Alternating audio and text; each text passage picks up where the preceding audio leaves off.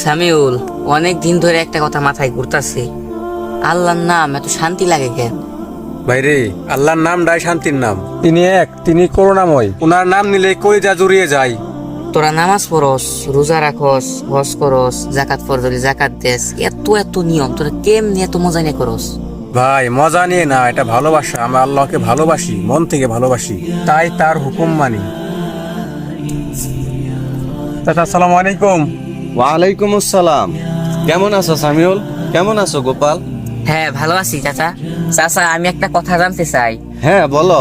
আচ্ছা, আপনারা তো বলেন ইসলাম শান্তির ধর্ম। আচ্ছা, আমাকে একটু বুঝিয়ে বলবেন ইসলাম কিভাবে শান্তি আনে?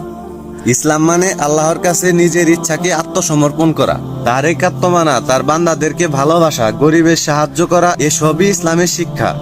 এই দুনিয়ার জীবন তো ক্ষণস্থায়ী এবং আখিরাতের জীবন চিরস্থায়ী। আমার কেমন যেন কথাগুলো অন্তরে গিয়ে লাগে। চাচা, আমি জানতে চাই, আমি সত্যের সন্ধান চাই। গোপাল, ইসলাম কখনো জোর করে না। যদি মন থেকে ইচ্ছা থাকে তাহলে তুমি কোরআন পড়ো, রাসূল সাল্লাল্লাহু আলাইহি সাল্লামের জীবনী জানো, তারপর তুমি নিজেই বুঝবে কোনটা আলো এবং কোনটা অন্ধকার। আল্লাহ চাইলে তুমি একদিন সত্যের সন্ধান পাবে ইনশাআল্লাহ। আমি তোমার পাশে আছি।